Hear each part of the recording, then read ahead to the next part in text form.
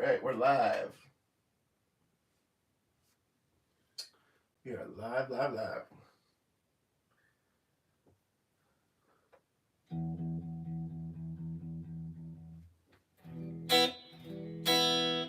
Morning, everyone, or afternoon, evening, wherever you are in the world. We are on our 10 a.m. live stream right now. Soulful guitar lessons, so welcome. I'm just going to wait till a few more people get here. But today, this video I'm going to leave online. So today what I want to talk about is basically music theory, and I don't know, I had a couple conversations yesterday and today, that kind of made me want to do this video. So, a lot of time, the reason we want to learn music, like a little bit of music theory, is so that you don't have to keep relearning, like keep starting over. So say you learn one song and you got it, but it's like you can only apply any of your knowledge or theory in that song. There's no way to like transfer it. It's like you're starting over every single song, essentially. Like you have to start over every time you learn a new song. You're like restarting on the guitar, and that's not what we want. We want to start connecting things together. So that's why I'm doing this live stream, and I'm gonna also do a couple videos on this as well. So that's what I want to talk about. We're going to do that for the first, I'd say, 15 minutes, and then we're going to open it up for a Q&A, like we always do, and you can ask any questions you want at all. So I'm going to have a sip of coffee, and we're going to start off. So a little background about myself. I never went to music school. Everything I know is from listening, playing gigs, or having teachers along the way. So what the information you're going to get isn't from like a Berkeley classroom. It's really from somebody that does it, and this is like functional theory. This is exactly the kind of stuff you need to know, rather than complex, crazy algebra, essentially. What's up, Travis? So here's like step one of music theory, and I'm going to choose a super sappy song that we probably all know from The Sopranos, Don't Stop Believing, and I'm just going to use this song as an example, right? It's like, these are the chords.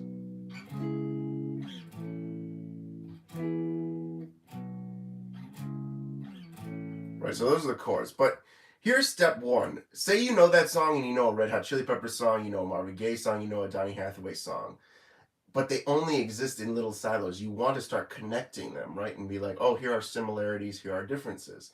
And here are chords I can use here. Here are like scales I can use in this one. So here would be step one. It's really identifying the chords in the song. So in this example, Don't Stop Believing, what's going on, everyone? I saw some folks join in. What's up, Travis and Douglas? Good to see you guys again. So step one would just be, what are the chords? So the chords are E, B, C sharp minor to A. E is in everybody, B is in boy, C sharp minor, A is in apple. Okay, so there's a way to make sense of this. But that's our step one. Our step two is to identify what major scale they belong to. And this is the part that kind of gets tricky. So I'm going to tell you it at first. Eventually, you're going to want to be able to identify it yourself. But all this stuff comes from the E major scale.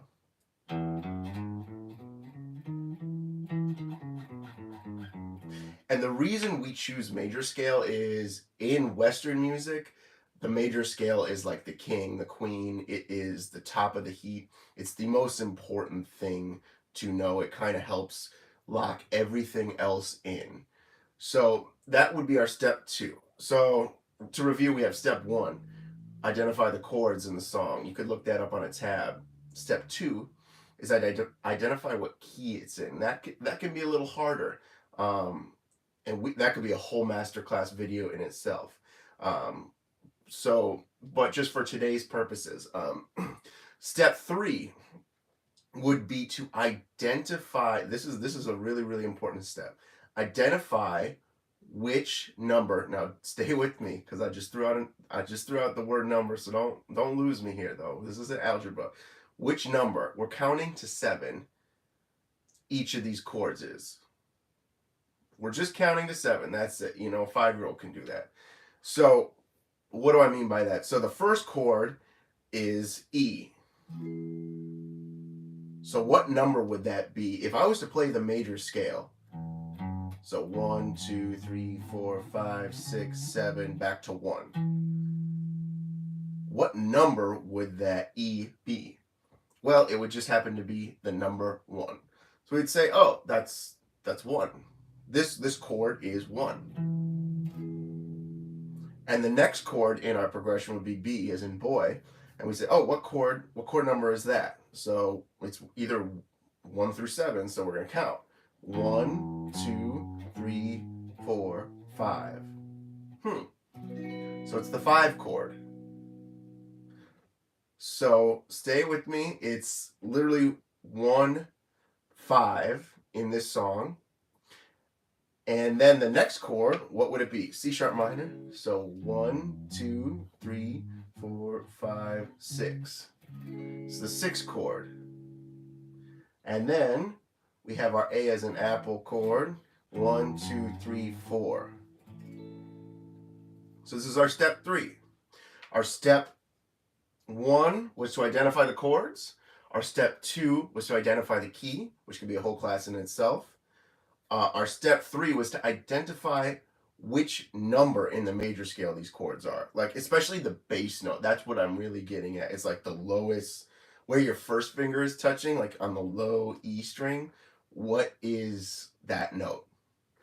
And in our instances, it was the 1, or in this example, Don't Stop Believing by Journey, the 1, 5, 6, 4. Okay. So that's our step 3. If I don't want to go super in detail about anything too much else, because I don't want to confuse anybody, because there's a lot of subject matter here. But I'm trying to make it as simple as possible. And so moving forward, okay, we have our 3 steps. Now I could go anywhere in the world and I could say, okay, Don't Stop Believing is a 1, 5, 6, 4 progression. Why am I talking in numbers? Why does that matter? Well, it matters because, say, a singer is singing it one night and he's feeling a bit hoarse and he can't sing it in the original key. So say we want to put it in a different key. Or say you're sitting at home and you're a female and this song is originally sung by a male, so you want to put it in a different key.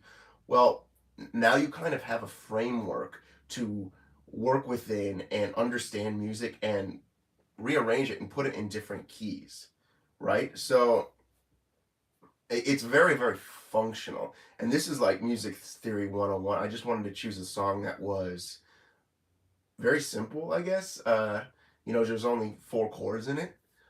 And that's really what we're trying to get at. So if you guys have any questions so far, let me know in the chat. I know the chat was going, and I see you guys. I just wanted to get through this chain of thought before it breaks up my thought process.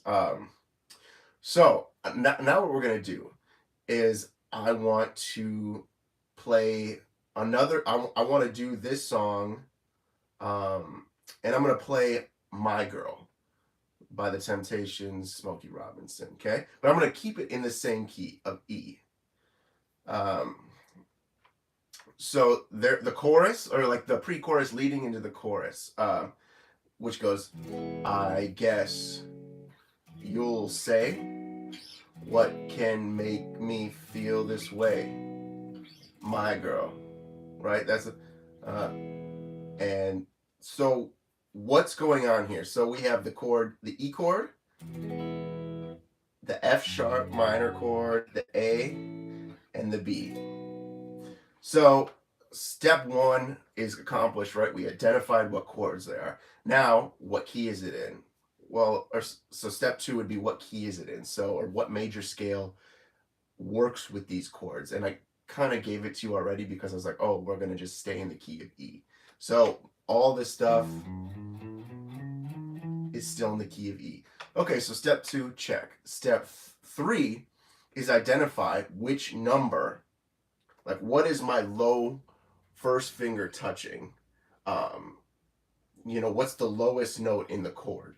That's the bass note, and that is indicative of our number, 1 through 7. We're not doing algebra, we're not doing, trigonometry, we're just counting 1 through 7. A 5-year-old can do this, so I know you can too.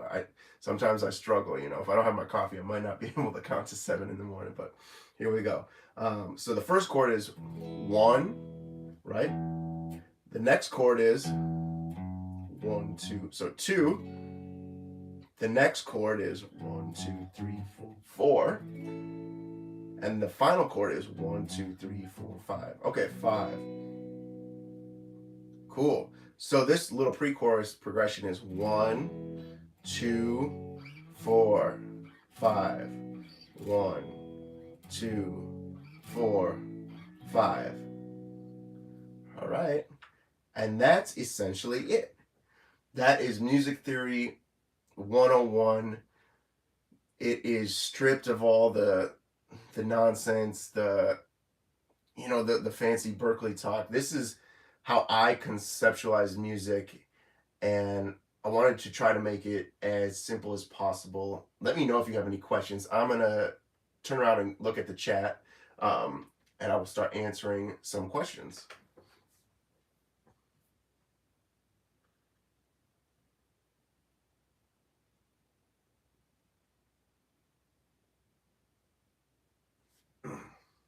So Douglas, you had some questions about the 5 chord. I don't want to confuse anyone right now.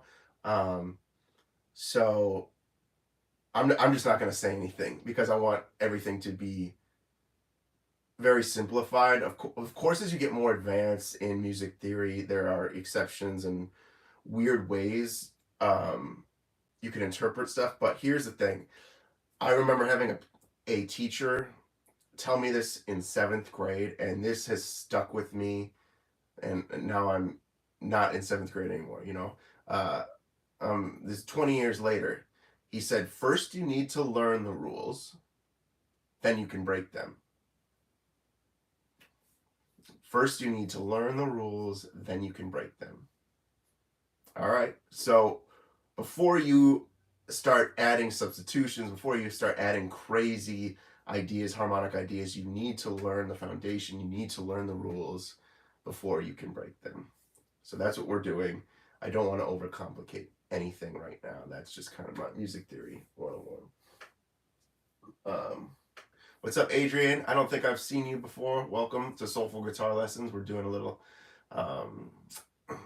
music theory class right now.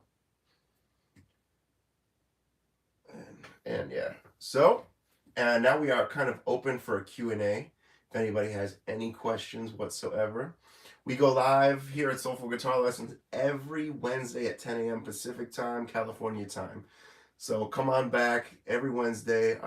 We usually start, the format of these live streams is we start the first 10-15 minutes with the subject matter that folks are struggling with or some topic, and then we move on to a Q&A.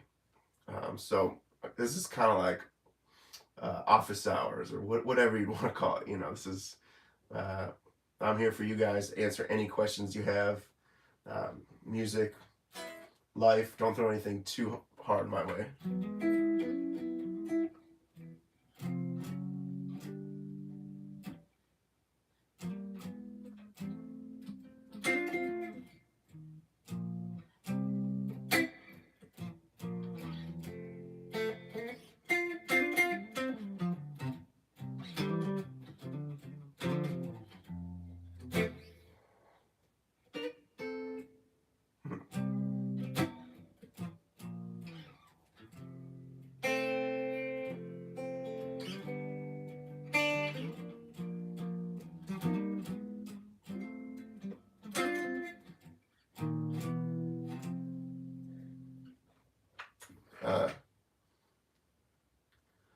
So Travis has a question.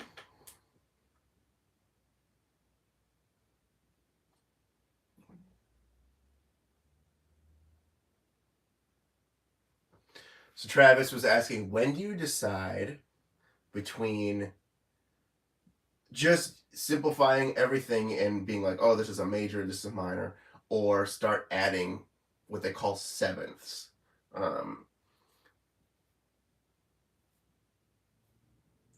The major and the minor thing versus the sevenths, the major and the minor is just a simpler way to look at everything. Um, that's what I'm going to say about that. The major and minor is a simpler version of the sevenths. So chances are, if you're listening to a Beatles song, it is strictly, or like an Elton John song, it's like strictly major or minor. Chances are, if you're listening to a Donny Hathaway song or an Al Green song, it's has some major sevenths. Or if you're listening to a jazz song, it's got some major sevenths. So um, again, it's usually contextual. Like if I was listening to Steve Miller Band or Allman Brothers, chances are they don't. It's major or minor. It's not a lot of fancy jazz chords. But if I'm listening to Kind of Blue by Miles Davis, that's when things start getting a little more harmonically rich. Um, and again, for today's purposes, I don't want to confuse anybody, so I don't want to go too deep down this rabbit hole. But that's kind of what I'll say about that. Does that make sense, Travis?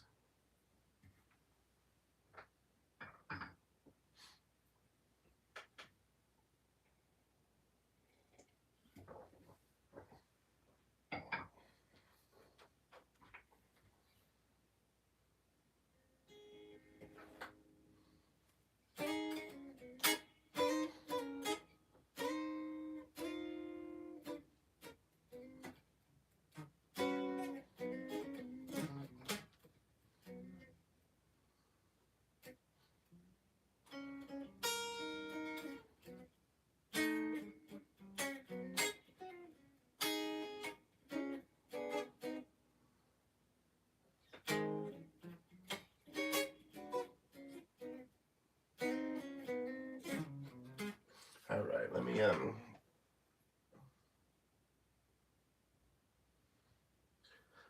Okay, Travis. Yeah, so blues, R&B. Yep, you'll see those seventh chords. Yeah, yeah. Again, I don't want to go too deep. I just want it today to be like more of a simpler way of thinking of music theory, and really, I don't want to intimidate anyone because I think there's a misconception out there that music theory is hard, that it's too complex, and I think that really lies in the fact that it's misinformation and maybe people teach it too hard or it's not being explained the right way. But music theory isn't complex. It's actually a way, a framework to understand and unlock everything. Not just the guitar, but piano right here. It's a way to unlock bass. It's a way to unlock singing. And it's a way to see patterns between different songs, different genres, different instruments. It's not supposed to hinder you. It's only supposed to help you. So here's the thing, too. There are exceptions, right, to every rule. Wes Montgomery, Jimi Hendrix, they didn't read music. They didn't know music theory. However, not all of us are Wes Montgomery, Jimi Hendrix. Some of us need to learn a couple things because they were just God gifted with a fantastic ear that their ear actually just processed the information, the harmony and everything at a speed and a way that most of us would take 40 years in a classroom to understand. And they were just God gifted. That's it. And for the rest of us that actually have to learn a thing or two, because our ears, like this is a work in progress. That's why we learn music theory. That's why it's important. And yeah, it's just supposed to be another tool in your tool belt as well. It's not supposed to get in the way of your writing or your playing. It's supposed to help. And I'm never like thinking about theory when I'm on stage or in a studio. That's not at all where my mind is. I'm in a creative space, or when you guys are at home singing a song, you're in a coffee shop, you're jamming with your friends, like, yeah, you're not thinking music theory, but it's just a way to understand things. So I'm gonna take a look at the chat right here.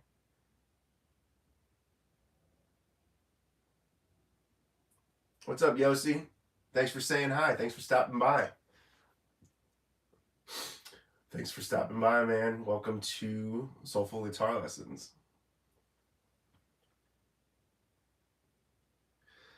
Douglas. So Douglas just asked about a masterclass. So currently I have a free masterclass that's online. It's literally just in the description box in YouTube. If you guys want to check it out, it's it's a way to start playing more soulfully, essentially, and it kind of just goes into more detail than I have time to today. So if you want to check that out. Also, I am in the works of some new master classes. That's all I'm going to say on that for now, and it'll be released sometime coming up. And yeah, there'll be more on that in a bit. I don't want to spoil anything at the moment. But yes, there's a lot of stuff in the works, a lot of stuff for you guys. I guess I want to hear too, what are some of your guys' struggles in playing guitar or music? What are things that are like really trip you up? And you can kind of let me know about yourself, like how many years you've been playing. Are you guys a professional, hobbyist, just whatever, that kind of thing. I would love to hear from you guys because it's like fascinating to me too, because I've had all these struggles as well, and I remember being, I'm always learning something new too. That's the thing, and I'm always just fascinated where people are coming from and where they are in their journey. So yeah, you can drop that in the chat.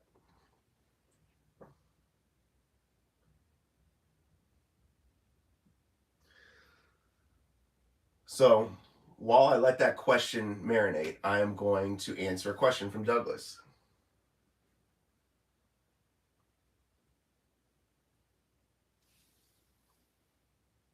Actually, Douglas, I'm going to hold off on that question for a second until we answer this series. Okay, so you've been playing 5 years. Douglas has been playing 5 years. He lives with a professional musician. And you consider yourself intermediate. Amazing. Okay, that's cool. Douglas, you're from Germany, right? So what is the music scene like there? Is a lot of bar stuff? Because I know when I go to Britain and London, it's a lot of like pubs and that kind of thing, and you have the bigger stages as well. But what kind of stuff do you like to go listen to? What's popular there?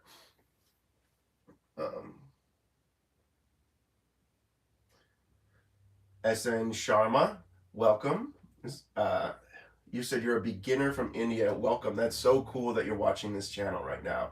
I think you just joined, but I'm just really curious where you are in your journey, Sharma, and any struggles you've been having. Because yeah, I'm just curious about it.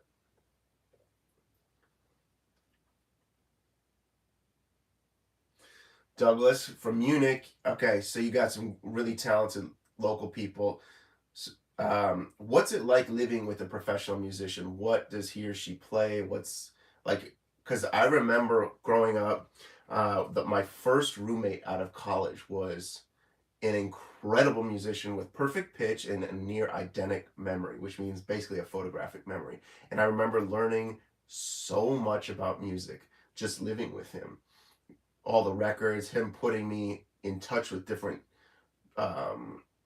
genres of music. So just surrounding yourself by people that are super knowledgeable it's such a cool thing. I'm gonna read off more of this chat.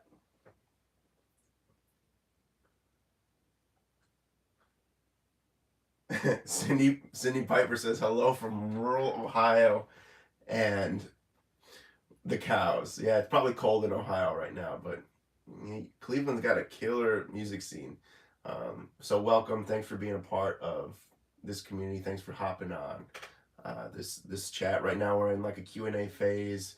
I want to hear about you guys. Ask me any questions. I was just asking everybody kind of where they are in their journey, how long they've been playing, any struggles they've had. So you can feel free to hit that comment or the little chat.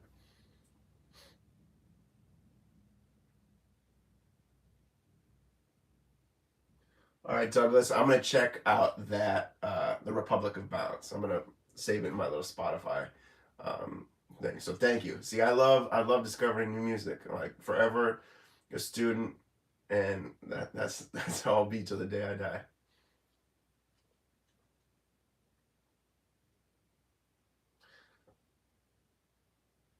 So your flatmate Douglas is a hip hop reggae artist. Um, yeah, he's above you and inspires you. That's how it should be. I personally love being the worst person in a room if that, if I can manage that. Because that means you're gonna learn a lot. So, um, especially growing up, I was like always surrounding myself with older people, with people that knew a lot more than myself, so I can struggle. And like in that struggle comes growth. So that's cool that you're brave enough to kind of just venture there, because it's a really, it can be scary. Some people can be intimidated or scared, but if you push past that fear, you're gonna learn a lot. So that's pretty cool.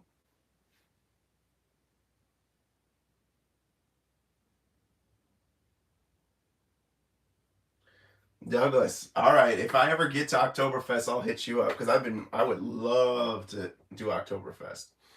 It sounds really fun.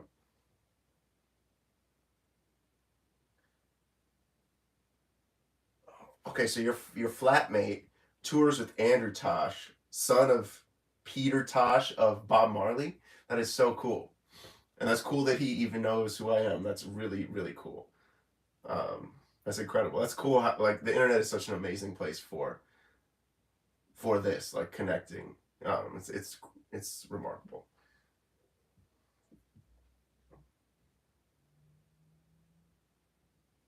Okay, so Cindy Piper, you're saying you're 51, you've been playing a couple of years, and you're still kind of figuring out how to set up a regimen so that'll allow you to practice. So, um,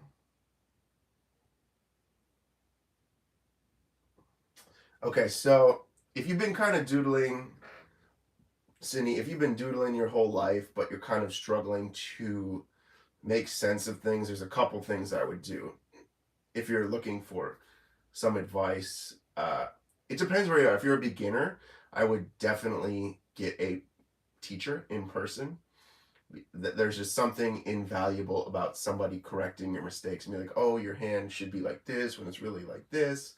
Um, yeah, if you're like a beginner, that's what I would do. If you're more like intermediate, that's when there's certain places that I would check out, like, welcome to Soulful Guitar Lessons. You're probably here because you want to learn some stuff like that, but also outside resources. Well, I have a master class. It's in the description if you want to check that out. But also just there's really great people online that I enjoy, like Rick Beato. He's very, very knowledgeable guy. A lot of music theory. But if you're looking for someone to really set up, like, okay, you're supposed to practice this for an hour for 4 weeks, then this, that's, I think, where a lot of, like, a one-on-one teacher would be extremely helpful, especially if you're more of a beginner. So, but, yeah, that might be more information than you wanted, but that's really cool that you're here. Welcome to the channel, and I'm Alec, so nice to meet you, and thanks for being here. Uh,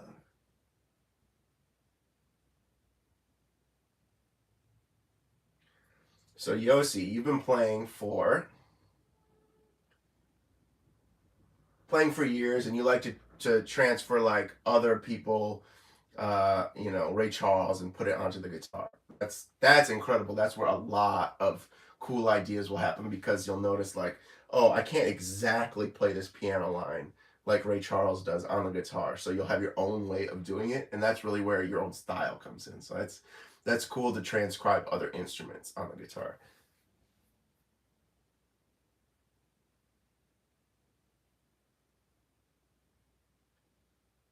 Okay, so Yossi, the difficulty of, you said you can hear the melodies, you could sing them, but you can't play them on the guitar. Well, I would say first of all, that's incredible that you can sing them before you can play them. So you're already in a good position if you're able to hear it. Now the connection is just like, or I guess now the missing link is like trying to connect your voice with the instrument.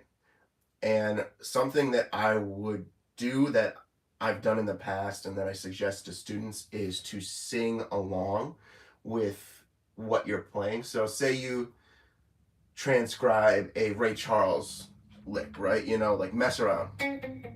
Uh, right? If we're doing that Mess Around, you know, if instead of just playing it on the guitar, try to sing it and try to sing everything that you're playing.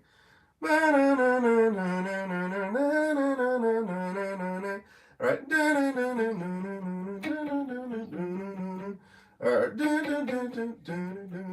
Right? And that's really, I think, where you can start connecting your voice to the instrument, because you're already in like an incredible position where if you can hear the stuff, you just can't play it. That's where we like to be. That's like, I love when people come to me and they can hear it.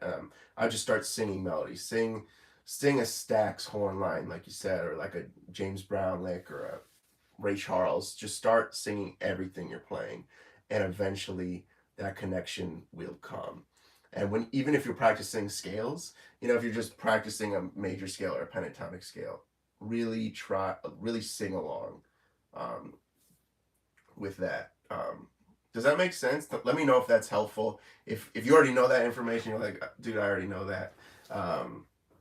Then let me know and I can keep offering other suggestions. But that's kind of what came to me at the top of my mind. I'm going to read some other people's questions.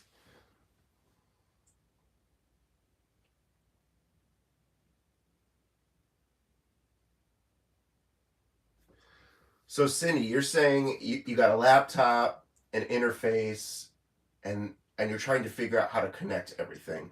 I would say if you have, so there's a couple ways to do this. You know, there's like, if you're struggling to set everything up, so do you want to record yourself? Do you want to be playing guitar just from your laptop, kind of thing? Let me know what your goal is, and maybe we can work backwards.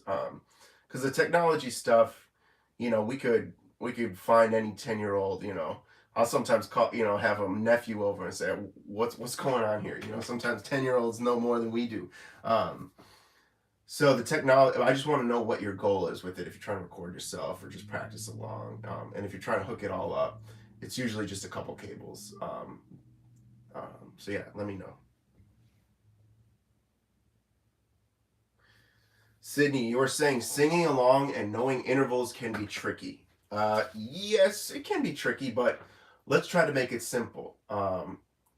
If anybody ever grew up in choir class or had to take some type of public school choir, I remember doing this, and maybe people didn't do this in Germany or India, but we would say, you know, like do re mi fa sol la ti do ti la sol fa mi re do, right? So we're all, I would think, like pretty familiar with the major scale. It's almost like ingrained into us, like right? And almost all songs, they don't use crazy intervals. Like a lot of melodies just use like intervals, like the notes right next to each other, right? It's not like jumping from this note to that note. That's a very like almost classical, like, I don't know. So what I'm trying to say is the melodies don't go, you know, like all that jumpy stuff. A soloist might do it, but here's the thing: melodies are, all the notes are very close together. So just try singing melodies rather than like crazy scale exercises. You know, yeah, that's what I'll say on that topic.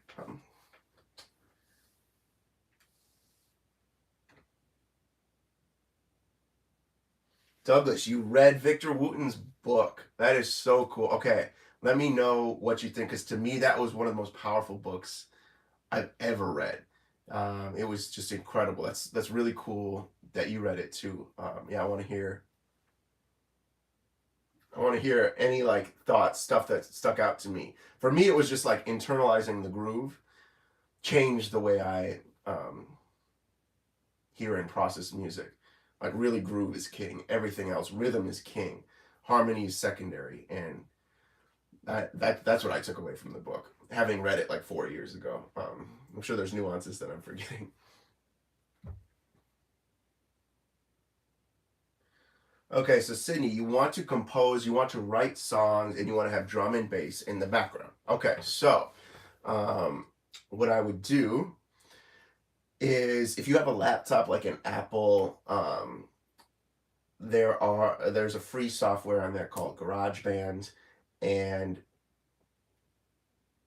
I'm kind of unable to do like a, you know, a master class remotely right now on GarageBand, but I would say check out GarageBand on your laptop, and then there are online, like there's an app. You said, because you said you're in Cleveland, Ohio. There's this app, and I can't remember what it's called. I can put it in the chat in a little bit. If I don't even have my phone near me. Oh, I guess my phone's used to stream this, but it's like an app that you can ask people like for services, like, oh, if you need a TV mounted, or if you need help with something, and you could request somebody come set up your stuff for probably like $50. Somebody would come and set all of it up. So that would be the easiest way I can think of without like getting in all this technical detail. Is just find that app. I'm forgetting what it's called. I have it on my phone, and just have somebody come set it up. And then within GarageBand, there's a bunch of drums and bass, and then it'll allow you to compose your own music, which is really cool. I mean, original music is that's where it's at. That's where it's at. So.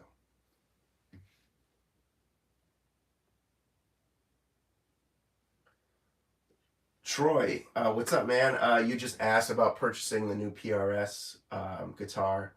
I would say here's what I'd say. Like, it doesn't really matter what I think about guitars as long as it feels good in your hands, because we're all unique. So if it feels good and sounds good to you, run with it. My opinions, like, I haven't personally found a PRS guitar that I've like been in love with, and that's just on me. Maybe I haven't come across it, but every guitar is so unique. It's like a snowflake. Just because I have a PRS over here that doesn't, you know, fit what I want to do. Maybe my hands or whatever, you know. So if it feels good to you, run with it. That's what I would say.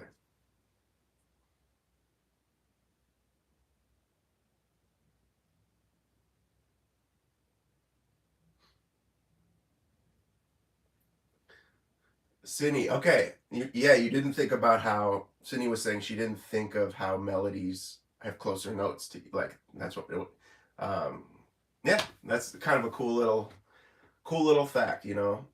Melodies aren't jumping all around; they're just very, very kind of like linear, I guess would be the nerdy way to call it. But you know, they're all kind of right next to each other.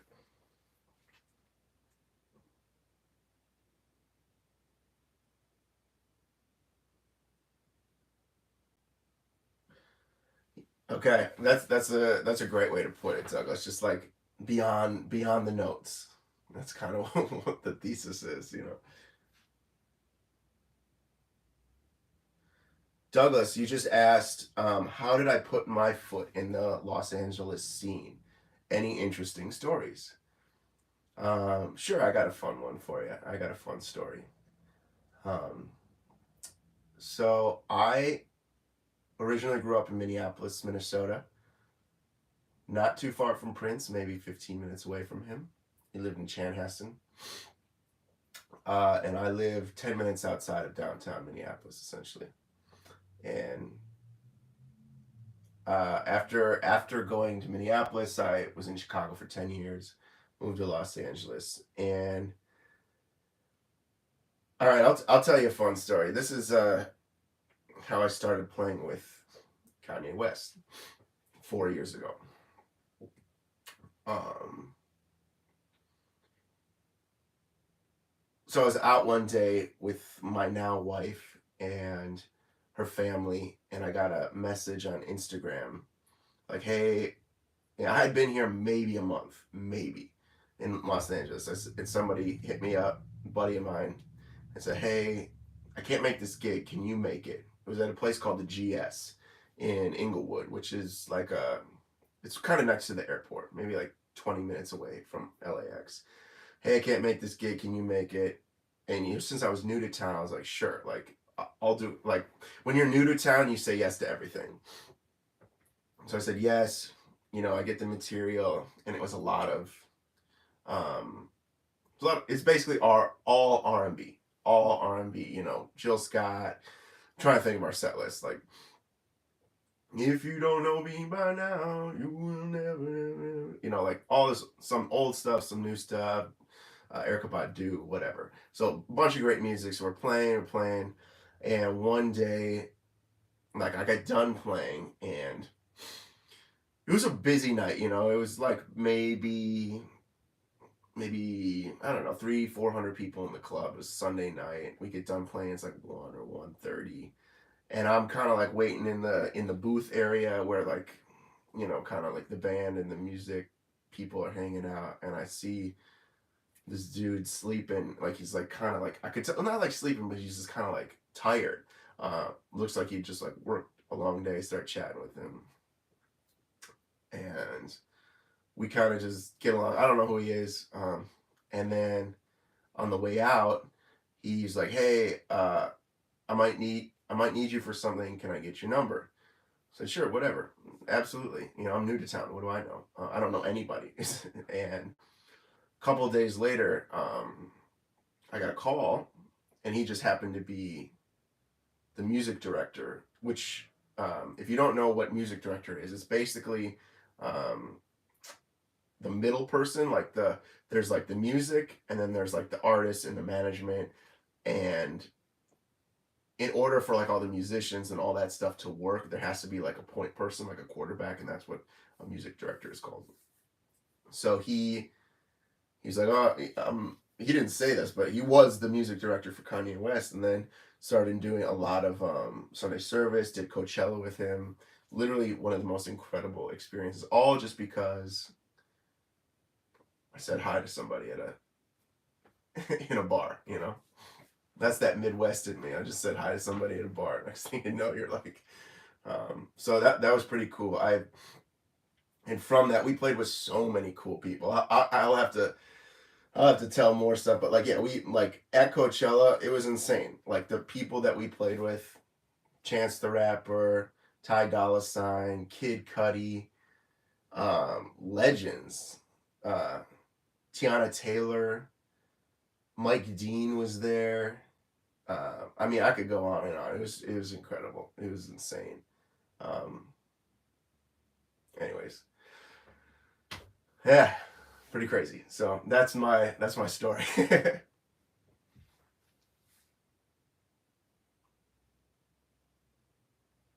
All right, so yeah, that's my little LA story. But yeah, let me know if you guys have any other questions. I'm still curious if people are in this chat. Excuse me, that are just joining. This is a Q&A, so feel free to ask me any questions, but I'm also curious anything you guys are struggling with, you guys or gals are struggling with in learning music, learning the guitar. Just, yeah, I'm curious about people's journeys, where they're at, and hopefully I can, if you ask me or tell me kind of where you're at, I can try to starting to connect the dots for folks.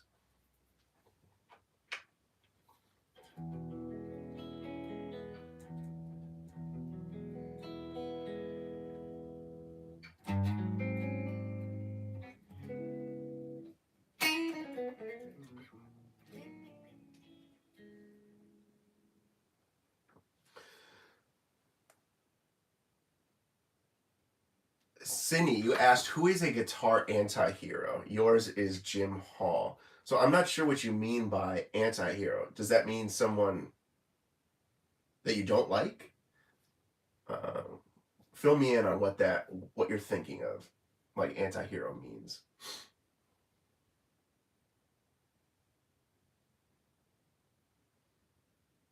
So Douglas asked if I checked out Jubu Smith's playing or licks or playing. Of course, yeah, he's incredible. He is one of the greatest guitar players to ever be alive, let alone ever do it. Couple things I'll say about the licks thing. The licks are a great way to learn where someone is coming from and kind of just dive in. But here's the thing, licks are only the frosting on the cake.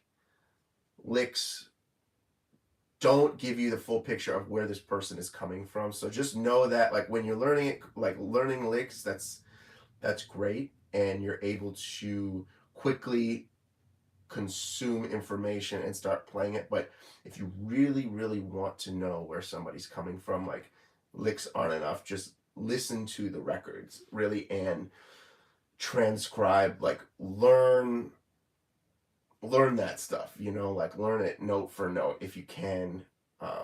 Listen to it when you're in the car, because that's really where a lot of learning will come from. It's not just all the frosting, it'll be the cake kind of thing.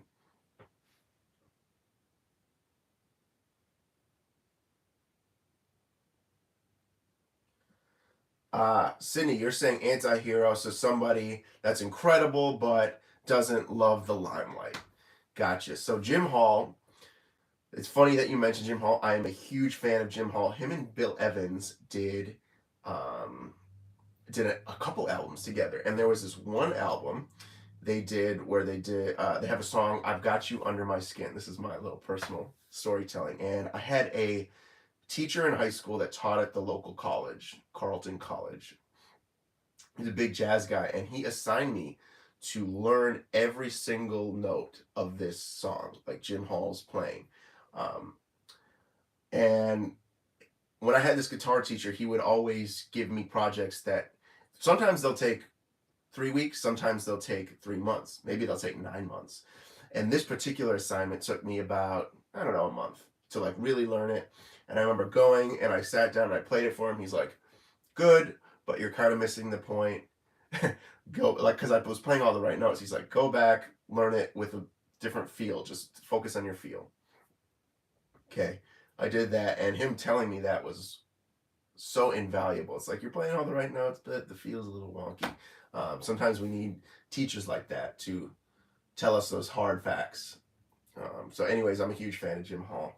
I have transcribed him and absolutely love his playing. You're asking who is my anti-hero? Let me, I mean, Jubu Smith is probably up there. It's not like he's on social media. Errol Cooney, him and Jubu Smith actually have a band together called Legally Blind. Blind spelled with a Y. Blynd. Both incredible guitar players. Not really looking for, not on TikTok or Instagram or any of that stuff. Like, if you want to learn that stuff, you got to go dig in on YouTube or wherever. You got to, because I don't know, there's just something so special about their playing. So they would be my anti-heroes.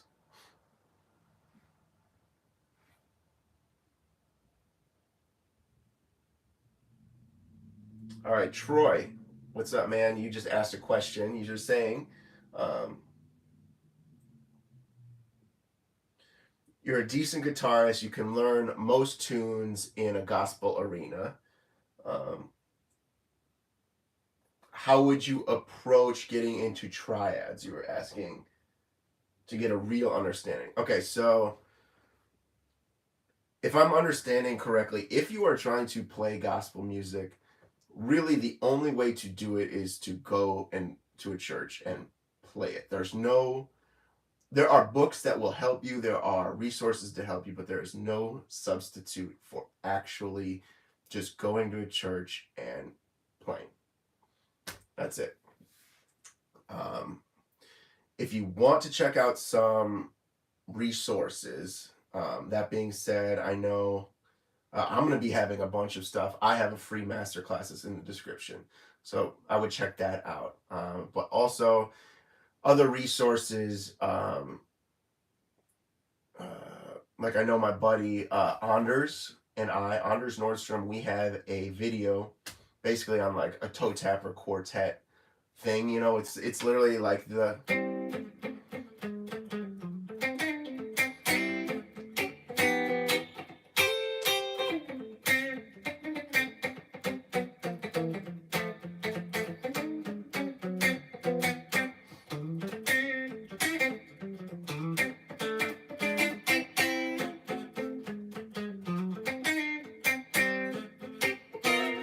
it's like that kind of thing. And we literally break it down, and there's tabs that like on Sound Slice that you will be able to just follow along. So you can go. It's in some of my videos. Just search like Anders Nordstrom Alec Lehrman guitar, and that should jumpstart you.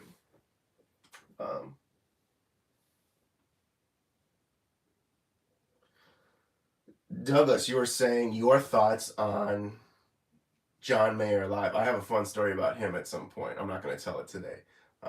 Some other time in the future. Am I going to go see him? I would love to go see him. We'll see how ticket prices are.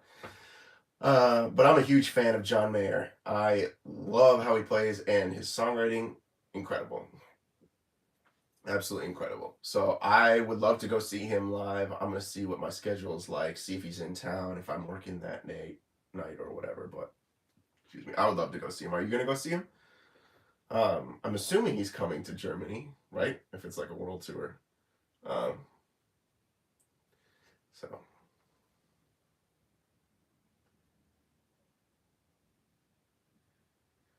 Yeah, I wish I would have written that.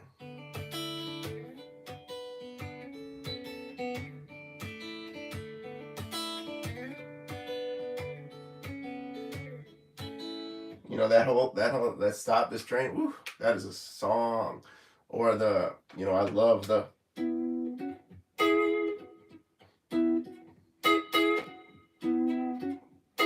or yeah.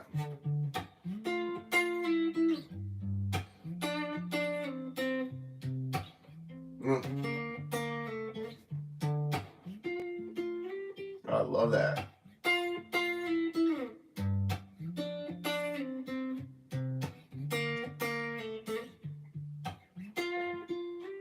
Woo! That is a song. Here we go. Okay, so Douglas, you're saying John Mayer isn't hitting Germany this time around, but you saw him in 2018. Yeah, man, I saw him back in high school. I remember him playing Gravity. There was on his Continuum tour, like 06, 07 kind of thing. I saw him rip Gravity. Oh my God. He did like a 20-minute solo. And it's just like, we are not worthy.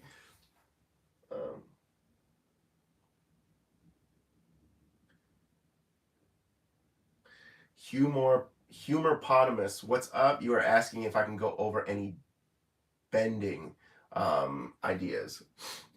First of all, hello. Let me know your name, kind of where you're from in the world. I just like to say hi to people, especially if their username isn't, you know, a name. I just like to remember and, you know, put a name to the name, I guess. Not a face to the name, but a name to the name.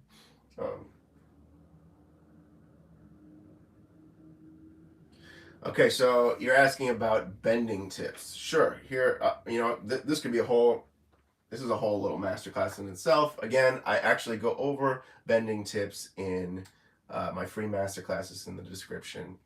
It's not, you know, it's a shameless plug, but also it'll just go into more detail and it'll help you out. More detail than I can go right here. But essentially, what I what you said is you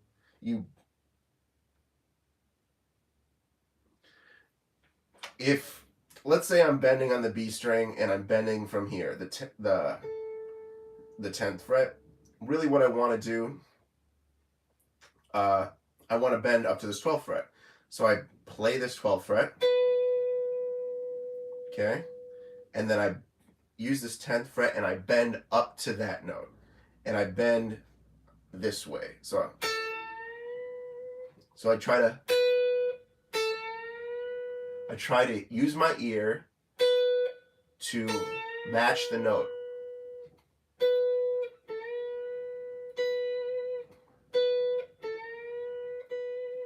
Couple tips: have your thumb up over the neck. Don't have it in back like a classical guitarist. Have your thumb over here. Use your right hand to mute the strings, because if I don't mute the strings, it'll sound, it'll sound like that. So I'm using like the meat of my palm to mute these strings. And lastly, the third tip is do not forget to reinforce your bending finger. So I always bend with my ring finger, but I always reinforce my ring finger with my middle finger. And my middle finger, so like say my ring finger is on the 10th fret, my middle finger is on the 9th fret.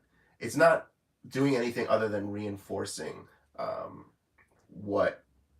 it's like giving my bend a little more power. Because if I don't reinforce, it sounds like this. So say I'm not using my middle finger to reinforce, it sounds like that.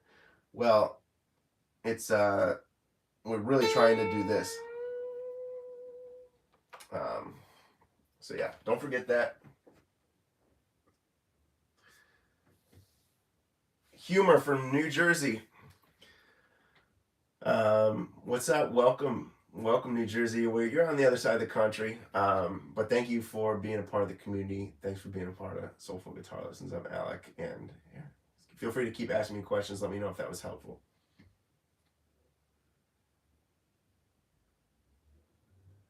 Douglas, thank you, man. I know we've been out here for a while, but I really appreciate you being a part of the community, and yeah, just getting to know you a little more. And yeah, man, have a good night or morning. No, probably night where you're at right now. So yeah, man, I'll see you soon. I do these live streams every Wednesday at 10 a.m. Los Angeles time, Pacific time. So. And Douglas, please do send me some old school Munich tune. I want to learn. So I would say we're coming up on an hour here at this live stream. So I'll take maybe one more question, and then we're gonna wrap it up for the day. Again, normally how we structure these live streams is that we do first 15 minutes, 10-15 minutes is like a subject matter, and then what we do after that, I open it up for a Q&A. So right now, I'm gonna answer one more question, and then I'm gonna log off for the day. Okay, so Humor, you were saying you have trouble reaching 5 fret chords. So you have trouble with bar chords. Am I understanding that correctly? Like, doing this versus, like, this is what I would consider 5 fret chords. Let me know if I'm understanding the question correctly, because then I can answer it in the appropriate manner. Sydney, no problem. Thanks for joining in. I'm happy to share any knowledge I have. I'm an open book. So thanks for being a part, and hopefully I'll see you at the next one, at the next 10 a.m. session next Wednesday.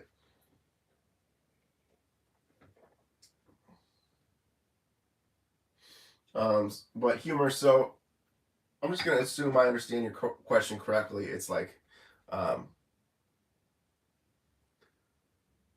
okay, so you're having trouble changing. So if I'm down here and then I got to go up here, I think I'm understanding that correctly. What am I trying to say? What's the best? If you can avoid moving your hand from like here all the way up to here and back down, that's really where you're going to shine, because so much music, you should be able to play everything in like a similar position. So what do I mean by that? You know, if it was um, you know, if I'm playing a G to a D, I can do this versus going G and then sliding all the way up here to a D. I try to avoid those huge jumps. It's just hard to make it in time. So if I can, like, just be like, oh, I'm here, and then maybe go here, maybe go here, but I want to avoid going here and all the way up there. If you do have to, for some reason, as part of the song, the best way to practice is with a metronome. Everybody has access to a smartphone. If you're watching this, you definitely have access to the internet. So you can go online. There's an app that's free, Pro Metronome. You don't need to buy anything. Download it and just practice songs to very slowly. And make sure, here's the thing. I remember when I was practicing, I would always like do this, you know, I would try to get this chord, and then I would try to get the next chord. And if I didn't get the next chord in time, I would keep going. You know, so it's like, okay, so don't like stop time and try to get the chord right. Try to get everything working on a grid. So you know, if I'm like 2, 3, 4 D, oh, I missed it, whatever, and it sounds bad, go back to G, you know, like 2, 3, 4, and then 2, 3, 4. Try to keep time as like the ultimate like, or the click or the metronome as like the ultimate thing you're adhering to. That's like your biggest parameter. That's your like your guide, um, rather than being like free in time. Um, I hope that makes sense. Thank you, Sydney. Appreciate it. Thanks for being a part of the community, and I, you know, appreciate you putting the channel on the alert. It means a lot, and yeah, we love the support here. So,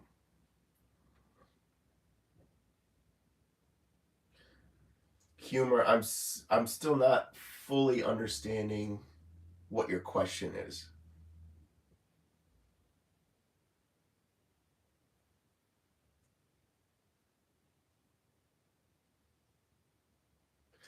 So I guess I'm not really understanding where you're at. I'll give you another minute or so just to help me understand, so I can answer your question. But I guess I'm, yeah, yeah, the 5 chords with the sharp 4 and the root. I don't I don't follow.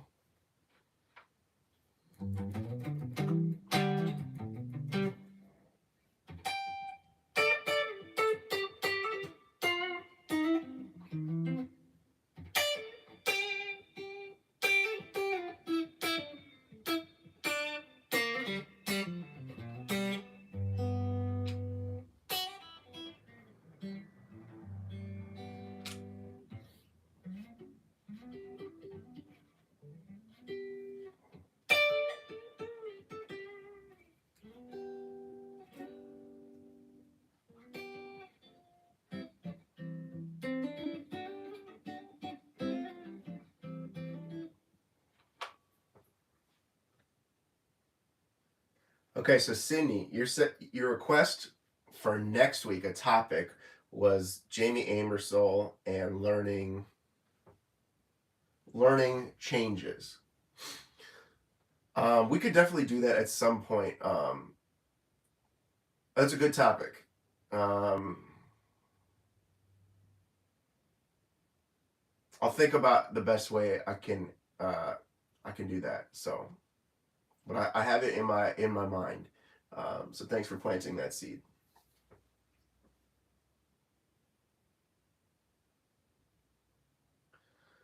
Humor, you're saying.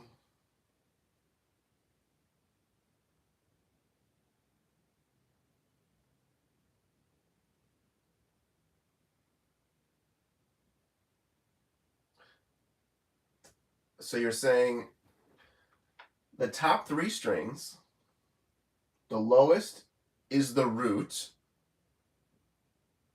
So say it's in the key of C. The highest is the 5th. The middle is the sharp 4. I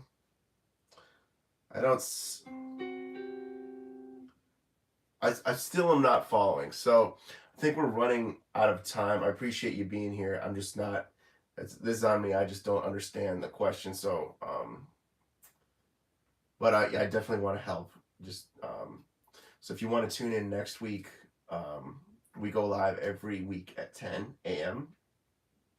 and Pacific time. So thank you for being a part of the community. I want to help everyone out here. But yeah, every Wednesday 10 a.m. and then we start 15 minutes of like a a good topic that I think people are struggling with. And then the rest of the session is like office hours, Q&A. So thank you guys all for being a part of it. I hope you guys all have a great rest of the day, or it might be night where you are, it might be the evening, it might be, we got people all over the world. We had India, Germany, New Jersey, Ohio. So thanks for being a part of this super fun community to be involved with. And yeah, it's really cool seeing familiar people, like same people, come up every week and just getting to know people. So yeah, thanks for being part of Soulful Guitar Lessons, guys, and I will see you next Wednesday, hopefully. And yeah, all right, have a good one, guys.